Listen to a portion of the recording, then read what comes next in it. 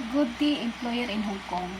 I am Janet Camata Costa, 41 years of age, solo parent, lives with 1 children.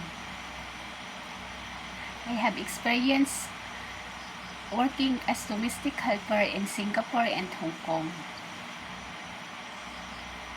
My main duties is taking care of children,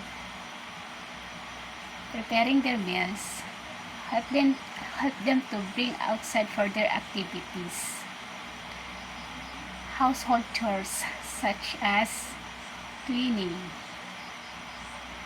washing the clothes, cooking, washing the car, ironing, marketing, gardening. I am a hardworking person, happy, honest, fast learner.